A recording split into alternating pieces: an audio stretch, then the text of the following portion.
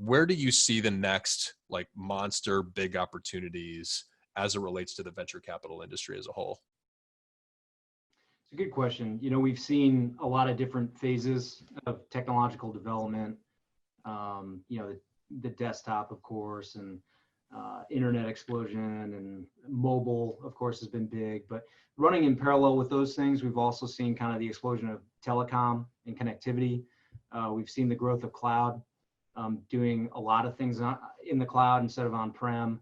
And I think of the future in kind of two different ways. I think of the way consumers and individuals interact with technology, and the way technology performs independent of individuals, but helps accelerate our quality of life. So on the interaction front, desktop was one of the first ways that we interacted with the internet, right? And then mobile is kind of a huge platform for interaction and UX. As I think forward to like what will be the next platforms for interaction, I think audio is a huge platform. We're seeing that with the devices like Google Home and Amazon Echo and such. But that is another way of us interacting with the interweb, right, on a regular basis. It's another form of UX. And I think that audio itself will be a platform that a lot of apps and other things are built on top of. Another one that I really like and we've invested in is augmented reality as opposed to virtual reality. I can see a future where we have a lot of data and input at our disposal all around us in our field of view, maybe in our peripheral vision, maybe on the windshield of our car, maybe in different form factors, but not completely obscuring the physical world and the physical environment like VR does, but adding to it and augmenting the physical world with augmented reality. As far as that second category, like things that we're not aware of, that's why IoT is kind of this big trend that we've been investing around and investing in for so long. The sensors that exist all around us to kind of monitor what we're doing and enhance our life in a variety of ways are only increasing over time.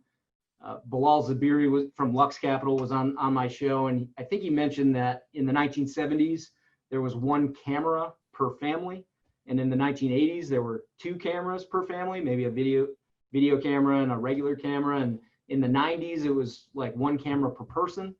In the aughts, in the 2000s, it was 2 to 3 cameras per person. So people had like a cell phone, maybe a digital camera. And now we're in the 2020s now, but in the 2010s, it was more like 5 to 7 cameras on average per person on the planet. So that just gives you a sense, a camera is only one type of sensor. It's a visual sensor, but there are temperature sensors, audio sensors, vibration sensors, pressure sensors. There are all different types of sensors that can interact with you and interact with the environment, monitor what's happening and improve a situation or detect an anomaly or a health issue, for instance. And these sensors are only going to get more ubiquitous and kind of enhance quality of living. I could walk into my office today and the lights turn on and my computer turns on and it gives me a briefing on everything that's going on with the day. None of that happens. That all takes, that takes an action on my part to do those things. But I see a future where we live in a much more automated environment.